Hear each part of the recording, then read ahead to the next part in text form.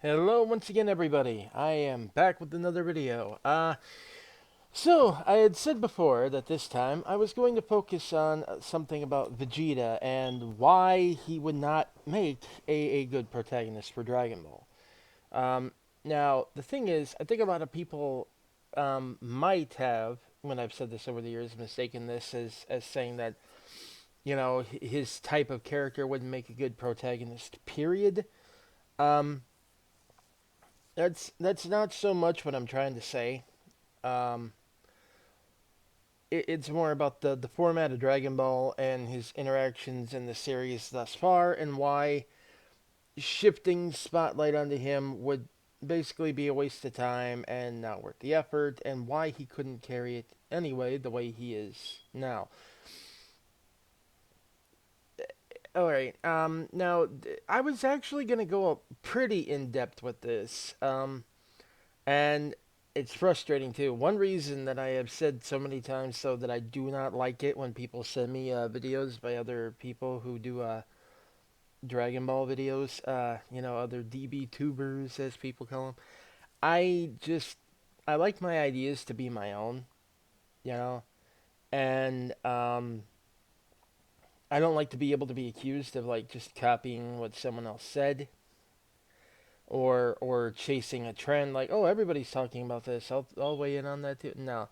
Um, but uh, in a way, I'm kind of glad that someone did it this time, just because there was a video made just the other day by Totally Not Mark about Goku and what kind of a character he is, and I think that it's something that everybody should go and watch. And I'm actually gonna put a link to that in the description. But it's he talks about different types of character arcs and how the common misconception is that Goku does not have an arc because it is neither a positive or a negative arc but a flat arc.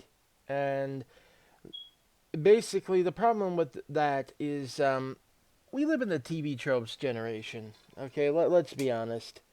That website ruined fandom discourse forever. Because if there was anything that sounded remotely flat, if there's anything that follows any kind of trope at all, we don't want it. We don't want it no more. Get rid of it. Toss it out. It's too tropey, so therefore it's not reinventing the genre or deconstructing the genre, and therefore it's not smart, and therefore we hate it. It's part of why we have even films now like obsessing over deconstructing this or avoiding this trope and that trope rather than being good, and we've been seeing that trend actually in anime for quite a while, and yet stuff that really is really banal and makes no sense at all will get hyped up. But that's a discussion for like a completely different video, a completely other day. But the point is, there's this weird stigma around the idea of a flat character arc, and that it's essentially means that there is no arc for the character at all. And I think that he actually does a very good job of dissecting exactly why that is a pile of crap. But I'm going to talk a little bit more about the aspect of the positive character arc and why Vegeta, as a result of his arc and its nature of interacting with the series, would not be fit to be a protagonist for Dragon Ball.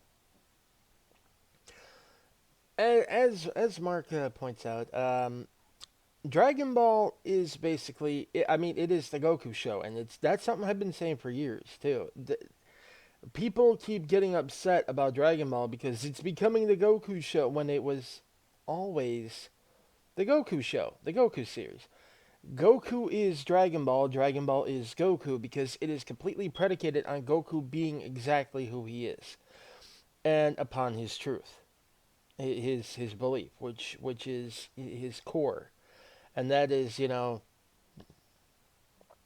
want to be everybody's friend, and I want to push myself as far as I can go. Those are his two fundamental things right there. He is Goku is a character who is like thoroughly in love with the martial arts. he didn't necessarily start that way, but as he discovered it and developed it, he very quickly fell in love with it and decided that he would never be satisfied until he had discovered he had pushed himself as far as it was possible for him to go. His standard of being, of being successful was to push himself to be his own personal best.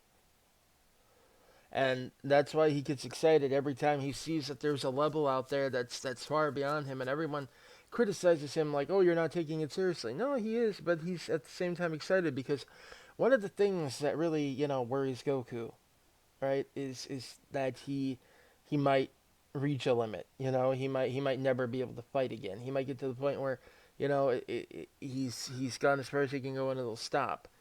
And or like he'll feel like, okay, I must be getting to the absolute limits of strength, and then it's like, oh no, there's whole other realms of strength that I could potentially reach, and that fires him back up. And that's part of his truth, as it were, the purity of his desire, his motivation, his love for the martial arts. And that, I think, is the funny thing. Goku doesn't like to fight just for the sake of fighting. Goku, likes to fight to push himself and to improve himself. He always wants to improve, to be better than he was yesterday. And between that and the fact that he just, genuinely believes that everyone has the potential to be good, and he'd really just rather be everyone's friend than anything else. Um, he meets a new person. Oh, look, a potential friend. And it's not until he realizes, hey, you're kind of a jerk, that he stops thinking of him that way. You know, that's just how he is. Now, granted, he's also extremely rude, blunt, etc. But that's partly because number one, Dragon Ball is part comedy, and number two, he has no real manners per se. He actually has gotten better. If you look at like Goku when he was a kid versus Goku now, contrary to what a lot of people will tell you, Goku actually has improved a lot in terms of social mannerisms, manners, the way you speak to people, etc. Now, the reason that I'm spending so much time talking about Goku in this video about Vegeta right now is I'm trying to get you to understand exactly why Dragon Ball works around Goku. Because, as that video says too, everything about Goku, yeah, or everything about the series revolves around Goku and how Goku impacts people.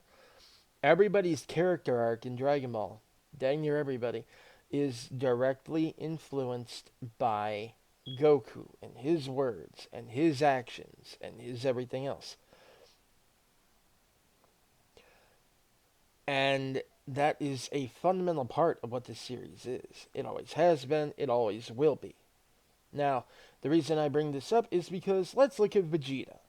Vegeta is a character who started out, let's face it, pure evil. Period. There really wasn't too much good in him at all to work with per se. None at all, really. He was completely self-centered, self-focused, uh, sociopathic. He did not care about anything but him. Period. Him and his pursuit of power, and he believed that that was it. That was all there was. He was to become immortal, enjoy ceaseless combat, and basically become the most powerful being in the universe, and that's all that mattered. And over time, that changes, and he starts to see, hey, there is more to life than that, and there is, and maybe that's not all I need to focus on. But who influences him in that regard? By his own admission, Goku.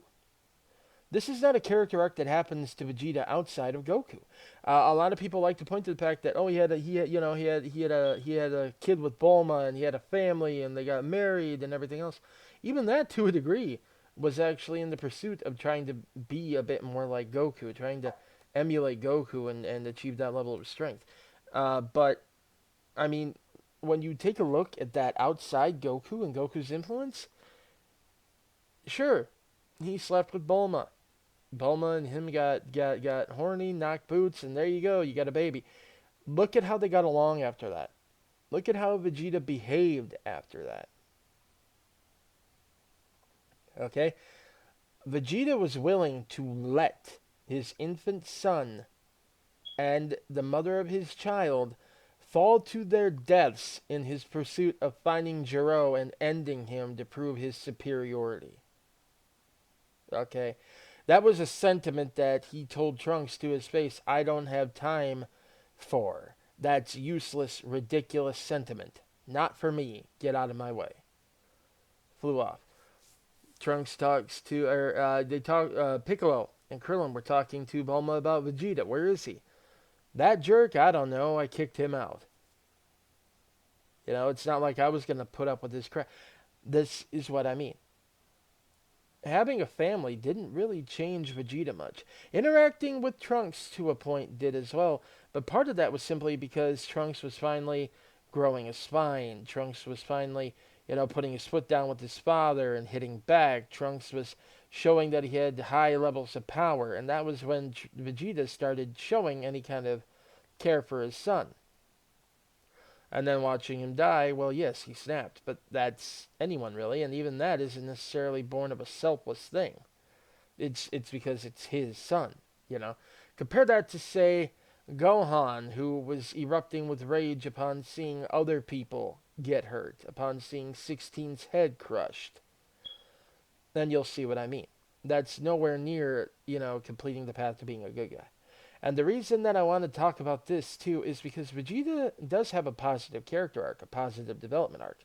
Um, the problem with this is that I don't think it's a particularly good one.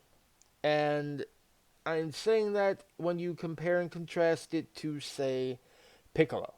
I'm going to come back to that, so just hold on to that for now. But just back to the point here, Goku and Vegeta's interactions are almost solely what fuels Vegeta. It was the case when he first appeared in Dragon Ball Z. It stayed the way all the way through Dragon Ball Z. It stayed through Dragon Ball Super.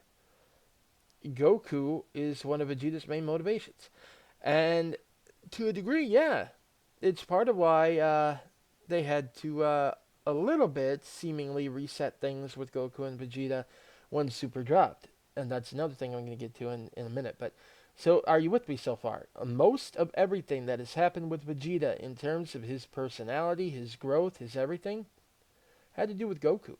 Like even the culmination of a huge chunk of his character arc at the end of the fight with Majin Buu came when he was finally able to admit Goku was genuinely better than him. Goku had something that he didn't, and he can't quite figure out what it is, but he respects it about him. Even if he still thinks he's a bit of a clown, even if he still thinks that this, that, or the other, he still respects Goku as a warrior, as a fighter, as a martial artist, as an an influence. And while he's really tsundere about it going forward, it's still there. Now, the reason that I say though that it's not particularly well handled, I don't think, is because look at how it happens. At the end of the Cell Games arc, the most development we see Vegeta have, even a slight trickle of it anyway, is that Vegeta, at the end of that 7-year gap, is now living with Bulma and Trunks. He's sort of in the kid's life, but even then, not really. We find out that he still has not even held his son, hugged him, not once, even when he was a baby. Okay? So, we got a big problem there. Vegeta is still a bit of a hard ass, and even then, at the end of the Cell Games, the most he did was show some concern for whether or not Trunks was alive or dead. And then he kind of half waved goodbye to him when he went back. And that was born from basically seeing how strong he got, seeing his willpower and determination, seeing a little bit of that Saiyan pride in him.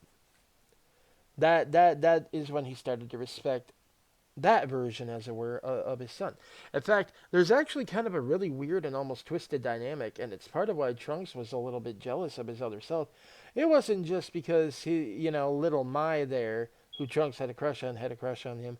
It was also the way he interacted with his father, and the fact that Vegeta seemed to genuinely care more for future Trunks than him, and more interested in spending time with him, more interested in everything else. Whereas with him, Vegeta seemed to have to kind of work, okay, to want to spend time with him.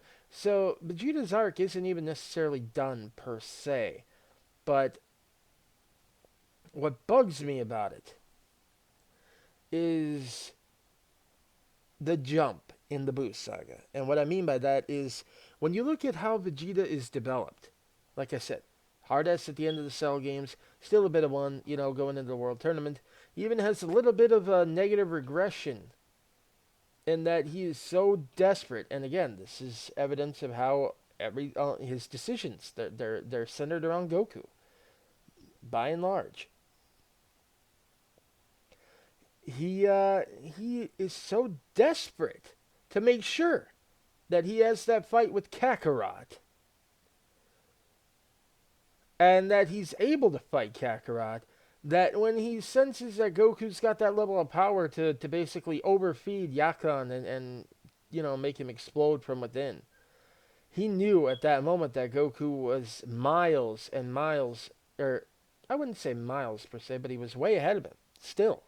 Vegeta had trained harder than he ever had in his entire life, during that 7 years. Trying to improve himself. Trying to get on that level. And he could still tell that Goku had kept the gap between them. And that's why he decides he's going to sell his soul, basically, to Babidi. And get stronger from that, close the gap and get his ruthlessness back, which would also give him an advantage when they would fight and force the matter. Because he had to prove, once and for all, his superiority. And he essentially doomed the entire planet as a result. But it was because of Goku. Alright? Now, a lot of what Goku does in the Buu Saga is also centered around his desire to essentially not really have enemies but friends, but that's neither here nor there. When you get right down to it, though, Goku goes from that to then suddenly, Vegeta goes from that to then suddenly, out of nowhere, you know what, you're right, this was a mistake, I shouldn't have ever done this, I'm going to go rectify this mistake and kill myself in the process. Hi, son, I know that I've never so much as held you since you were a baby, so I'm going to give you this really awkward hug now, tell you to take care of your mother, knock you and your friend unconscious, and go kill myself. Completely selflessly. That is what I mean. You had Vegeta, okay, so willing to even sell his soul to detach himself from his family and everything else to get that edge and that ruthlessness back. But then out of nowhere, just because Goku talks to him and doesn't even try to play the whole, contrary to what Filler would have you believe, the whole, oh no, I know you don't really mean that, there's still some good in you, yada yada, etc. That was the thing that was in the anime, and it was very annoying. Not gonna lie. But it's not present in the manga. And even then, that's really not a very good, frankly, bit of writing to have your characters go good just because your protagonist, talk to them a little bit. But Vegeta, during this fight, just suddenly decides, oh my god, Majin Buu has been awakened and he is extremely strong, and so now I'm going to go kill myself to save everyone. Bye. And that's what I mean. Now, it's not ended there, per se. I mean, he does still have some bitterness with Goku, especially when he finds out about Super Saiyan 3. And that's also when you find out that a lot of what Goku's been doing has been trying to hold back for Vegeta's sake so as not to hurt his ego. Because again, he just wants to live with the guy. He wants to be in harmony with the guy, and if that means letting him think that he's closer to him than he is, then so be it. And which is why Vegeta tells him too when they're fighting Buu, I know you, and I know that you've been holding back, and this Buu is on a level of power that I've never even seen before, but so are you, and that is again just kind of out of nowhere. Well, not completely out of nowhere. It's just a lot of his development, a lot of his arc to get to that point is just kind of leapt to.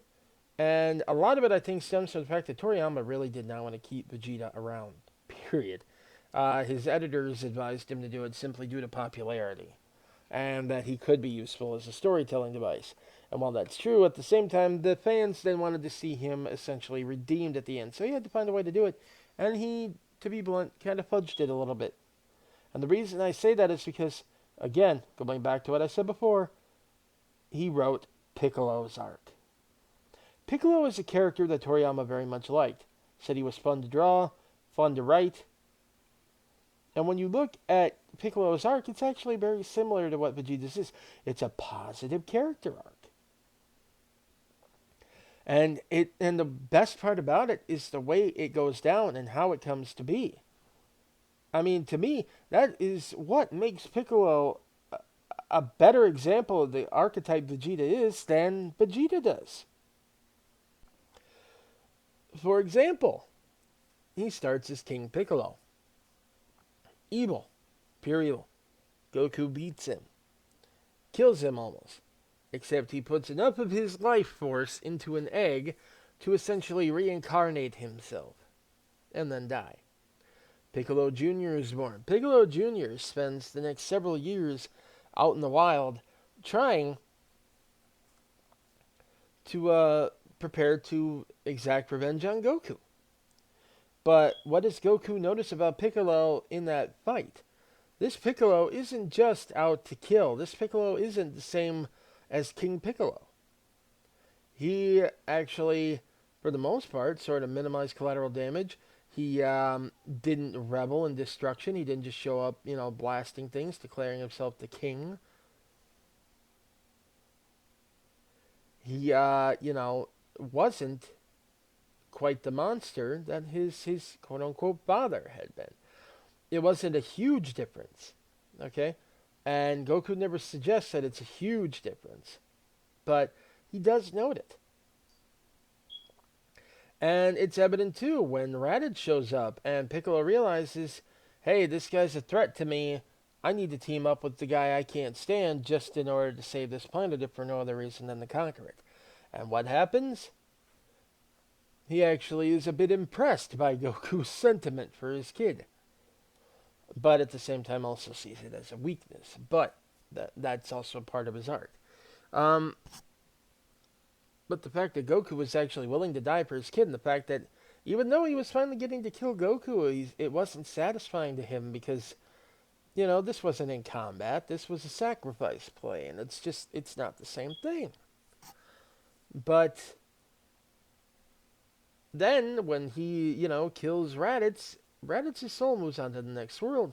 Kami notes that Piccolo, in his status as a demon or a user of demonic power, and therefore his minions, whenever they would kill someone before, that person's soul was basically doomed to wander between planes of existence, never knowing rest. They couldn't move on to the afterlife. Raditz did. Which suggested to Kami that there had been a bit of a change in him and that maybe Goku wasn't wrong after all. And then, you see him teach Gohan, and when it first starts, Piccolo is very cruel with that kid. And that is something that a lot of people miss with Piccolo, and I could do a whole video on Piccolo and his actual relationship with Gohan. But you watch Piccolo, sort of warm up to the kid and befriend Gohan, and a lot of it stems too from the fact that Piccolo is was the embodiment of evil thoughts and nature in Kami that had been bundled up over the years of seeing humanity and how they acted and how they treated him and how they treated each other. And when Piccolo was exposed to something besides that, when he was exposed to a kindness, the kindness of a small child, the innocence of that small child, the child of his worst enemy, or his declared worst enemy, and hear him talk about how Dad was right. You're not you're not so evil after all. And it's like, that affected him too. Like, it always made him uncomfortable whenever Goku would talk about how, you're not quite so wicked as your dad was. And now Gohan was saying the same thing, and he was treating him with kindness, even though Piccolo was essentially beating the living crap out of the kid day by day, regularly. And we see him, befriend the kid and form an affectation for the child, and then sacrifice himself for that kid. And the thing about Piccolo too is that his arc doesn't end there. It's not like suddenly, hey, I'm a good guy. When he comes back, most of his motivation is avenging his people. The people he just found out he had, who are being slaughtered wholesale by Frieza. It's like if you just discovered, hey, I belong to this race, and then this race is pretty much dead, and it's the fault of this guy. You just gained a new sense of identity, and it's being ripped away from you. That's a motivation for him, and so is Gohan. And it's just interesting because as time goes by, it's not perfect and it's not rapidly. In fact, even up until he refuses with Kami, he's still got some, anger in him. He's still got some, a little bit of that darkness in him, a little bit of that mean streak in him. But, it gets to the point where the one thing that he absolutely despises more than anything, becoming one again with the being who rejected him as if he were some sort of garbage. He does that for the sake of everybody and for the sake of his home, his new home, whether he will admit it or not. And that, to me, Piccolo's arc is just so much more natural. Okay, it's a far more natural example of the kind of arc Vegeta has. And so when people talk about how Vegeta is one of the best developed characters in the series, no. No. And the fact of the matter is, Vegeta isn't even a very original character in that sense, because there's the character who had the exact same kind of arc, you know, as him in Dragon Ball, but done a bit better. But see, this is also part of the problem with Vegeta going forward. Vegeta is an example of the positive character arc. Therefore, in order for him to continue to be in the story, he has to keep having that positive development. So they keep having to kind of almost set the bar back just a smidge for him so that he can, re-get to the point that he needs to be. And the reason I say this is, first, it was like we need to focus on his family and how he's warming up to them. And that was a good case of positive development. But, it's like we had to go back and focus on that. We had to focus on a negative trait that needed improvement. And then, Goku gets the God power. Vegeta decides, there's no way I'm going to stay this far behind him. I want to go and learn this thing because I'll be dipped if he just completely leaves me behind. Then he goes and trains with Whis, takes on a master for the first time. And it's like, okay, there's some positive development. But again, it required him, getting back into the whole competitive nature. Which for the record, I don't believe, as some people do, that he 100% abandoned in the Buu arc. I do not. I wholesale reject that. It was more him finally admitting some respect for Goku. But, then when you go back into this, it's like, it is sort of a mini reset. And I say mini as in, they are kind of retreading some of the same ground. But they have to do that because you guys want to keep him relevant. You guys want to keep him in the forefront of the story. But this is the kind of character he is. He can't have a flat arc because he has not always held that. So his development was entirely in this positive development, going from this negative to this positive. That's his arc. Once you keep them around when their arc is done and it doesn't exist anymore, then they serve no purpose. They just take up screen time. And that's part of what happened with Piccolo. That's part of what happened with Tien. That's part of what happened with a lot of these characters, is that their arc was done. And so that's part of why they kind of faded into the background. And it's part of why Gohan was able to be brought back to the forefront. Why? Because he did stop training again. Because he did devote himself completely to family life and studies. And so what's his development arc? Deciding he needs to get strong enough to protect his family. Okay. Krillin also had a positive development arc back in Dragon Ball. And that was with Goku. And I mean, when we first meet Krillin, Krillin was a victim of. A lot of people don't realize this. He was a victim of years of child abuse. Okay, bullying by the other students, some of whom were adults. All right, bullying by them. The monks doing nothing, pretty much nothing to stop it. People treated him like he was inferior and that he'd never amount to anything. That it was a waste of time to even train him, which is part of why he went out seeking Master Roshi, because he wanted to prove them wrong. He wanted to show that he was not worthless. Ran away from that temple in tears after they had beaten on him and basically told him that there was no point in him trying because he'd never amount to anything. And the funny thing about that is that that sounds an awful lot like the way the fandom talks about him, but I digress. But he had a hard time trusting anyone. Like the early years of his life were just full of all kinds of, you know, eroding his self confidence and treating him like crap and physical and emotional abuse by these people. And then he meets Goku. And Goku, again, Goku just wants to be everyone's friend. That's his nature. And after he interacts with this kid for a while and he sees that, that he has no ulterior motive for being nice. He's not setting me up just to, set me up for some kind of humiliating diss later or to jump me later or to smack me around later. He genuinely seems to give a crap about me. He actually tries to talk to me about different things. He actually tries to get to know me. He tries to,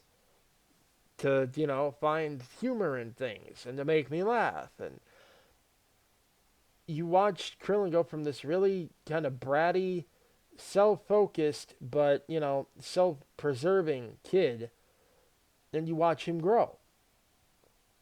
And by the time the end of his arc comes along, and even then, it's not really the end of his arc, because then his arc shifts from, I'm finally a healthy, functioning person now, to a degree anyway. I've gotten to a point where, I too, he becomes a lot like Goku in that, he is very friendly with people. He is, he sees the good in people that a lot of others won't. He, is a very compassionate person. He doesn't take any kind of pleasure in just, taking someone down just while they're already down there, or punishing someone for something that they might do. But his arc shifted from becoming that to essentially his pursuit of not only his pursuit of a family being his goal, but also just putting that into action and seeing how that influences the people around him. Krillin actually sort of became a pseudo Goku in the Android and Cell arcs. In fact, he sort of, while Goku was out of commission, whether it was because of the virus or because of training in the Rosat, he sort of became the Goku for a bit. And I find that really interesting because he had an impact as a result of that on 17 and 18 a little bit. He had definitely had an impact on 18, had an impact on 16, on Trunks and his perception of the androids and whether or not they were inherently evil no matter what. Um,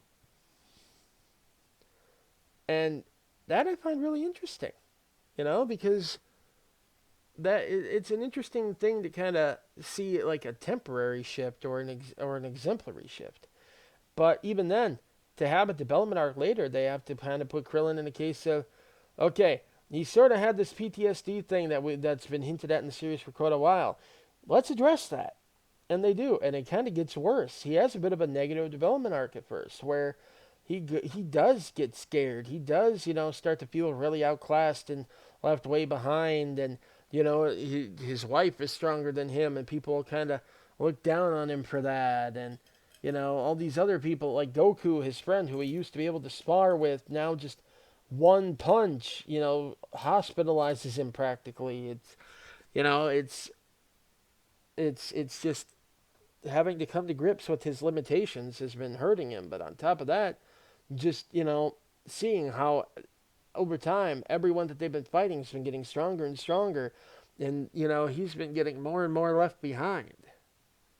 That to me is really interesting, as a character arc, and it's also a very relatable arc because there's a bit of an inferiority complex there, yes, but watching someone deal with depression and PTSD and anxiety like that is something that we have never seen in this series, and it was actually done really well.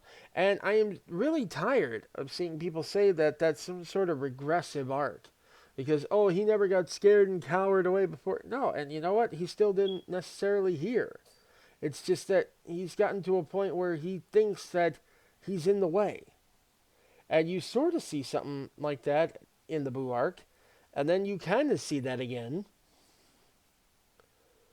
in Resurrection F. And you see that again big time when it comes to the Forest of Terror, and even and but that depression and dealing with that, it starts affecting his home life and his job, and it's and but and that's done because it kind of brought him back to the forefront again. They can use him in stuff again, but it required that arc.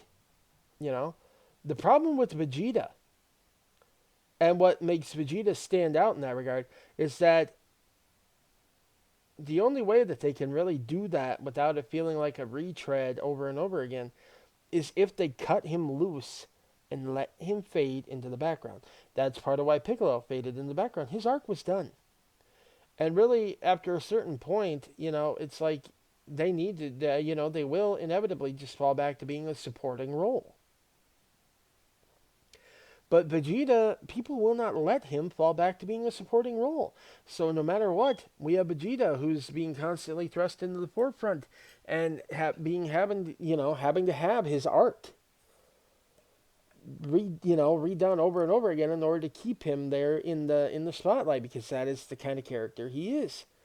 He doesn't work as like a Goku where it's like, oh hey, I'm going to go out here and I want to be everyone's friend and I want to be. And when he's written that way, or when people try to write him that way, it's really awkward and just not Vegeta. You know?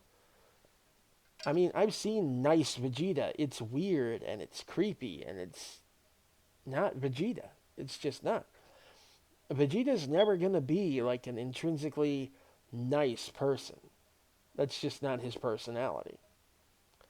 For Vegeta to become a protagonist in a series like Dragon Ball and the way Dragon Ball is structured, Vegeta would have to have a complete personality shift and essentially become like Goku. And that just doesn't work. Meanwhile, though, yes, he is going to have the same arc done over and over again because people will not allow Toei or Shueisha or Toriyama to give him a break. They won't. He can't fall back and be a support for a while and then get an arc later. They won't allow that. And so, as a result, it is going to feel like, you're getting a slight retread over and over again, one after another, and it'll always feel like that. Because that is what you guys are who think that he needs to be the center of attention, are essentially demanding from them. Okay? It's just not something Vegeta can do. And like, I'm not even saying that, oh no, you're wrong for liking him. No, not by any means. I do have a big problem with a lot of mega fans, the fanboys and fangirls of Vegeta, who like to act like he's had such a rough life and he's always had to work hard for everything he's ever gotten, while Goku's had everything handed to him, and Vegeta totally deserves to be the protagonist, and Vegeta this and Vegeta that, and all while basically suggesting that nobody else in the entire series has ever had a character arc.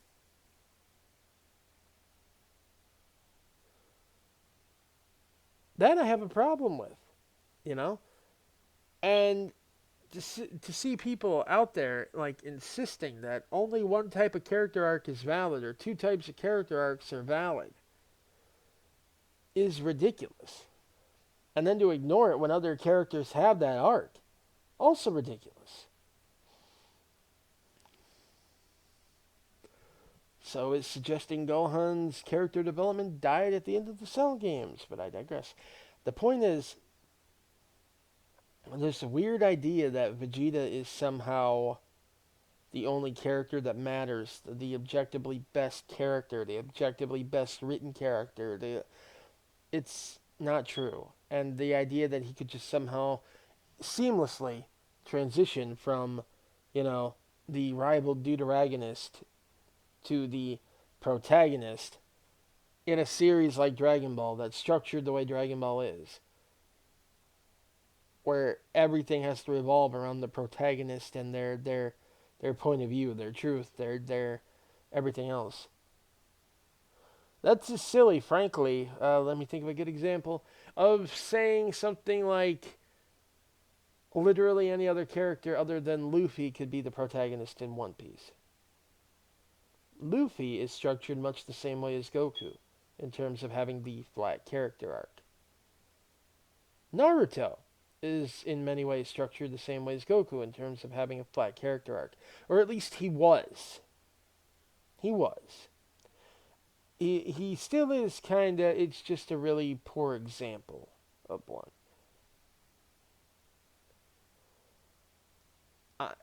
It goes on. But the point is, this is a this is a very weird thing that I keep seeing lately, and it just, I'm sorry, would not work with Vegeta. It just would not. Again, I encourage you to watch Totally Not Mark's video. He laid this out probably a lot more simply than I did. I'm sorry, I got a little ranty in here, but hopefully you might understand now why I said Vegeta really does not work as a protagonist. In that, pretty much everything that he does is motivated in some way by Goku. Even the Broly movie, the whole reason that he's training. Oh, Frieza's still out there. Why? It's because of you. Even then, he has to blame Goku when it's not even really Goku's fault. Uh, but it'll always tie back into Goku. Literally everything that Goku had done. Okay, here's an example. Take a look at all these characters. If literally everything regarding Vegeta was taken away, would Goku still be Goku? Would Goku still be a main character? Yes. Now, if you took everything related to Goku away from Vegeta, would Vegeta even be the same character that he is? No. And that's basically all there is to it. These characters, these other characters, they could potentially work as a spin-off support or main. You know, I'll give you that, but it would have to be a series that's quite a bit different from the way Dragon Ball itself is structured. Which is part of why what I really wanted to see was Krillin get like a cop comedy spin-off, where I think he'd do really well, but I digress. Again, so maybe there are some scenarios where you could argue that Vegeta would be an okay protagonist, yeah, but Dragon Ball, just not one of them, guys. I'm sorry. All right, I think that'll do it for now. And I did see a couple of requests in the comment section of the last video, so I will give those a look-see, and who knows, we might have a video on those forthcoming in the next few days. But for now, I am going to say goodbye. Catch y'all later. Peace.